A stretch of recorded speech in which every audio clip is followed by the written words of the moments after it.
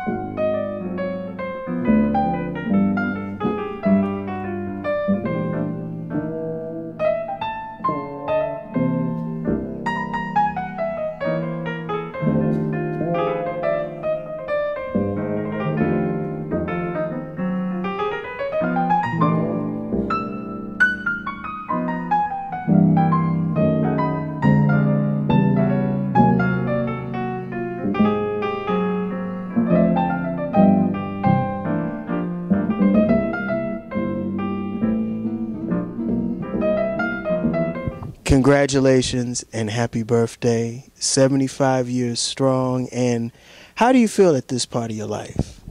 I can't tell I'm 75, actually. I only look at the calendar and it tells me that's my age, so I feel great. You know, this is a very, very special event.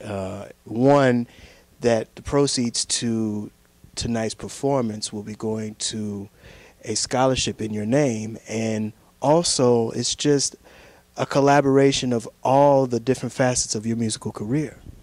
Well, you know, when the idea was proposed, I thought that they were kind of being a pre-April Fool's Day. You know, yeah. Wait a minute, do you really mean you want to do that? I said, well, we think that it's important. I think it's necessary for the reputation of the school. You certainly have earned the right to have that happen for you, and if you are of the mind to accept this opportunity, we'll put it on for you. So I said, I'll take it. It's amazing. What's interesting about your career is that you started off, you majored in classical music, and you got into jazz at the time when jazz was really kind of the music of America, and now you're evolved into this professor of somewhat. Well, I think jazz is still music of America, and I happen to get into it because the classical field hasn't, or wasn't at the time, amenable to having a talented African American within the orchestral midst, you know. And as I was working to put myself through school, making jazz gigs along the way to kind of stay financially solvent, the musicians I played with who would come through the town where I was going to school as a single, Sonny Stitt for one comes to mind first, he told me that in New York there's always room for a good bass player.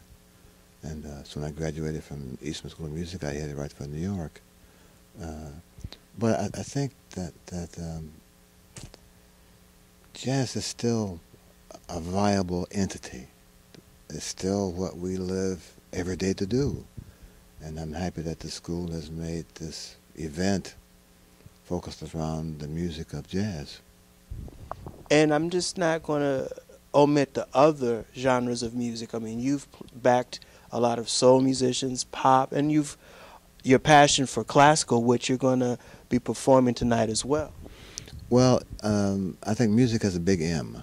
And I think that when these artists from these various musical spectrum have called me for their projects, I'm always kind of amazed that they would know who this jazz bass player who's just physically in the back of the band all the time, and his name is in the smallest print, you know, and the first one they could drop off the sign if there's not enough space, you know.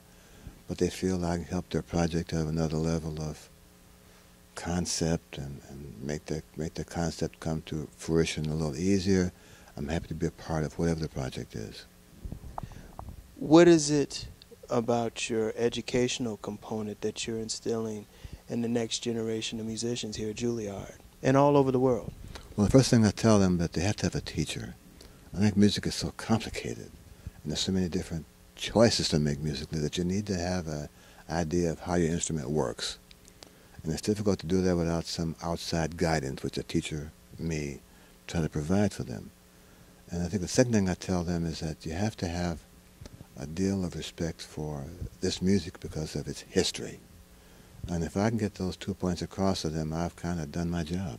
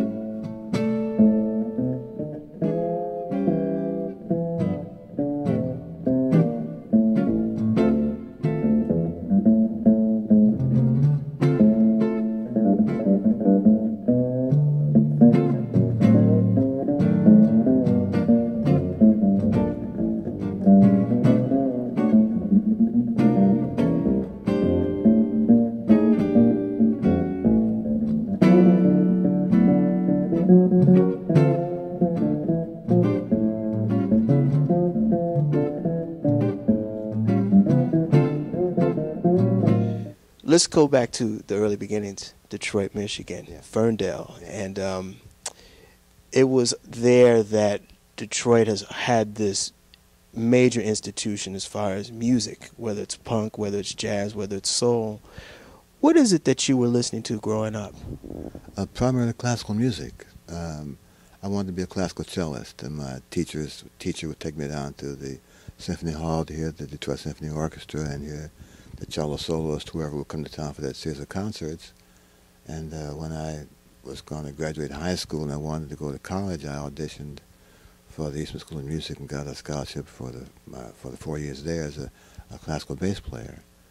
I've always enjoyed the music, and I've always spent time to see what's going on with that part of the industry. They have the new composers, they have their centennial anniversaries. Bach's birthday was past 2 weeks ago, last week. This is 372nd birthday if he was still alive, you know. So that interest still, that music still holds my interest as much as I can find time to squeeze it in. And you have recorded over the years some classical projects. What is it about classical music that just moves you? What inspires you about classical music?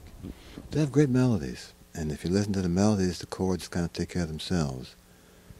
Just to have, if you can imagine sitting in a bass section of 10 other bass players, what a sound that is. And I miss that sound playing in the jazz band because it's just generally one, you know, and while that does what it's supposed to do, I try to have my students get around to playing with other bass players so they can feel the weight of the instrument in that size of a 110-piece ensemble. It's fabulous. I asked Regina Carter back in Detroit last summer at the Detroit Jazz Festival about a lot of the symphonies all over the country, the United States, are, for lack of better words, folding. And what is your take on this right now? Because I think that classical music is very important, but also the lack of people of color playing classical music is also something that's kind of is a problem also. Well, you got two questions here, and I'm not sure which one to attack first, so I'll take the second one first. I think whenever I do interviews concerning my career and the subject of my changing instruments invariably comes up, I asked the interviewer to go to Google. I'm learning these words now. Go to Google and Google the 5 major orchestras for a 20-year period of time. They all have photographs and stuff of the orchestra.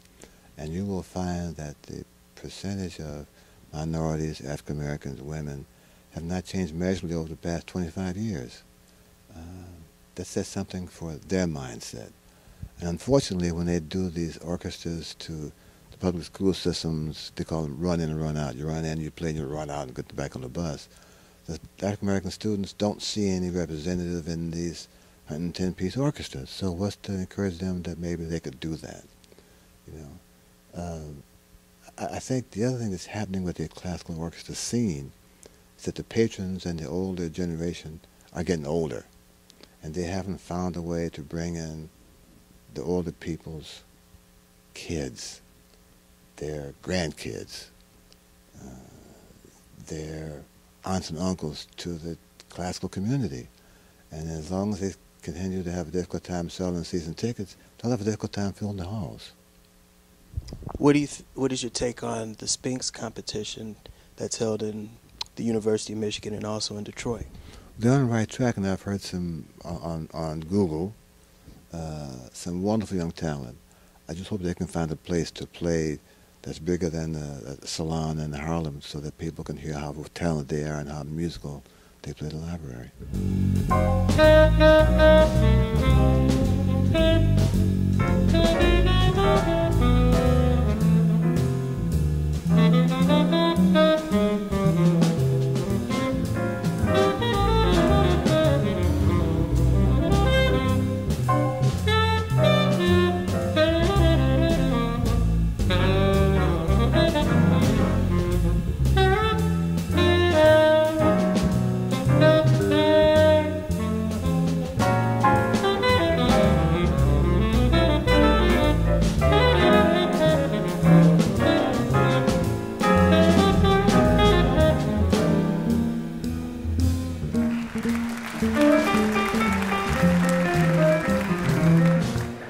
What is it that you saw in Ron over 50 years ago when you first hired him?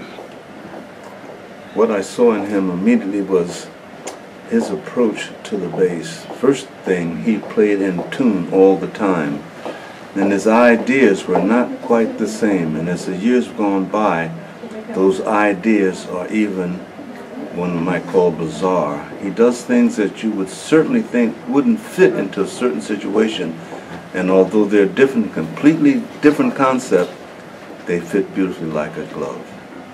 Instead of being a train wreck, it turns out to be something unusual and beautiful. That's what I see in Ron. Mr. Golson, there have been some legendary bassists over the last 60, 70 years in jazz. What differentiates Ron from all his other contemporaries? His approach to the bass, his concept, the notes that he plays. So B-flat chord will always be B-flat, D, and F, but he adds things to it in his own particular way, and that's what makes it different, and that's what makes him Ron Carter. You know, other bass players can play the right notes, but it's not always the right notes. It's the series of notes that identifies the personality of the person, and that's what Ron has. When you graduated from college, how nervous or how scared were you when you jumped right into the jazz scene here in New York? Well, you know, the jazz community welcomes young players, even as we speak, who are talented, who have a regard for the music, who have a professional attitude towards performance, and who are looking to get better every night. It welcomes those kind of people. And when I came to New York, they just welcomed me like they did those other guys and gals. Because tonight, a very dear friend of yours, Mr. Benny Golson, who's played a tremendous role in your life, will be performing tonight. What was it about Mr. Golson that helped you when you got here in New York? Well, Benny was putting together the original Jazz Tet. And I heard about the audition and went by his home and auditioned for the band. He said, well, man, you got the job. We'll leave in depth tomorrow. I said, Mr. Golson, I got a theory exam tomorrow. He said, what? See, I got a theory exam on Thursday, and I got a history exam on Friday. He said, what do you mean? He said, I'm going to Manhattan get my master's. He said, well, why don't you just finish school, and when you finish, we'll talk. And we have talked since then.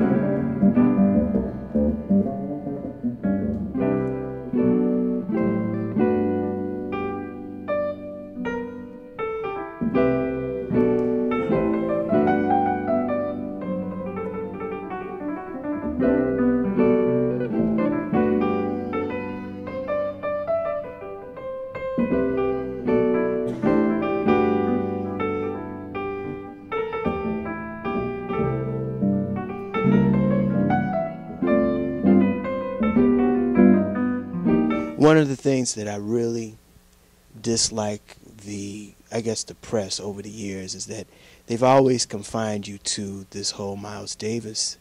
And that was great, but you've played with some of the most revolutionary jazz musicians, and I'm going to name a couple of names. Okay. Antonio Carlos Jobim.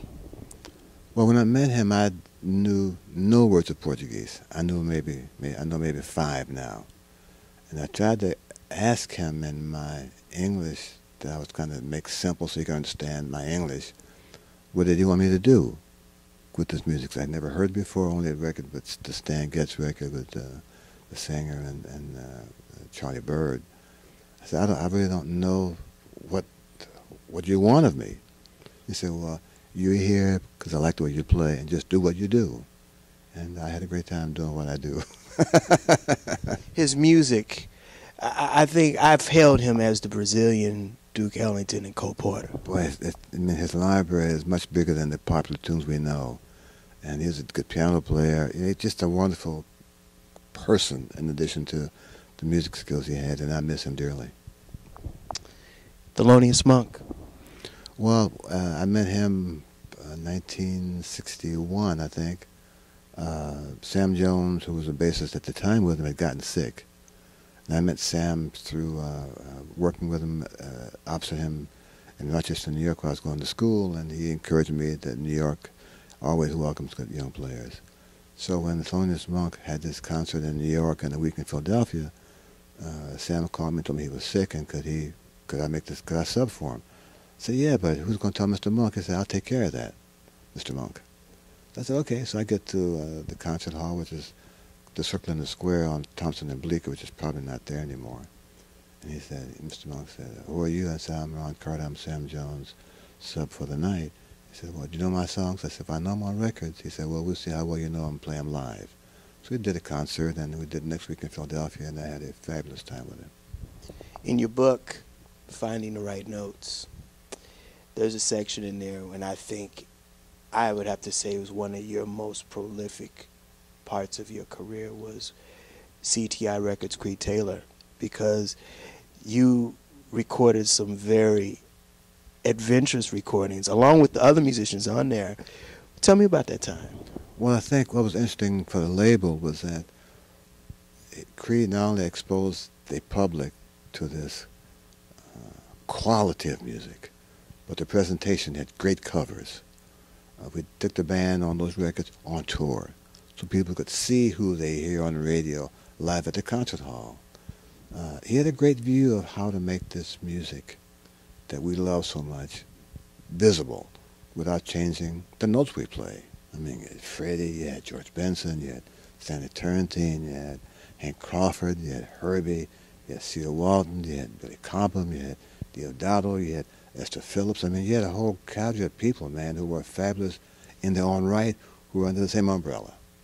And I missed that kind of event. I missed those kinds of settings that I look for now that are not available today. He had a great view, and I'm glad that I was part of that process. Good evening, ladies and gentlemen. I can't believe this is really happening, that you all came out for a fundraiser for a jazz scholarship. That's deep.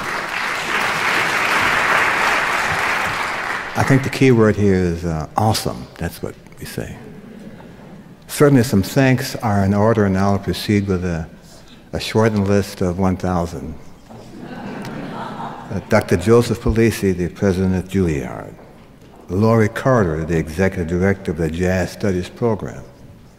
Carl Allen, artistic director of the program. All the people in the Juilliard PR department that did a great job in getting the word out, as we can see, and I'm happy that they did their job. All the students from Juilliard and my fellow musicians who donated their time, talent, and interest to make the music happen. Hubert, Benny, Christian, Mulgrew, Russell, Jim Hall, Louis Nash, Herbie Hancock, Peyton Crosley, Buster Williams. I'll stop there because the list gets pretty long. Thanks to my sons, RJ and Miles, who, when I began to practice, didn't say, "Oh no, not again." To my sister, who's here for her support, her love, and the cookies she often sends me. To Kareem Abdul-Jabbar for his determination to continue to get better at what he does. To Monty Irvin, who wasn't the first Afro-American in the major leagues, but still became a force in the sport. To Quintel, who helps me keep the L in life, the L in my middle name, and the L in loving. And last but not least, Danny Glover, who was so interested to get here that he came in coach.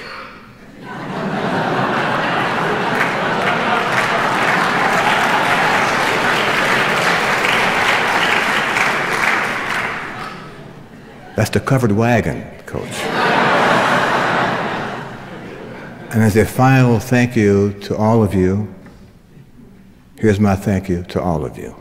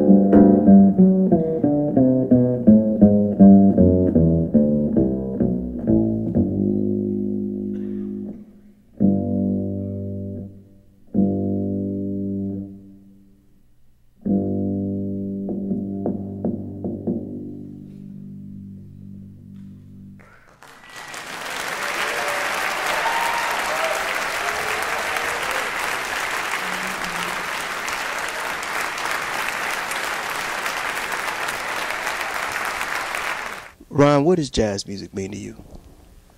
A chance, I think, to have a story in my head and try to find the right notes so someone else goes away from my performance hearing part of my story. That'll do it again for another edition of the Pace Report, reporting live here at the Juilliard School here in New York City. I'd like to personally congratulate and thank Mr. Ron Carter for his 75th birthday, as well as his contributions in the world of academia, as well as jazz music. Also, I'd like to personally thank the faculty and staff here at Juilliard also.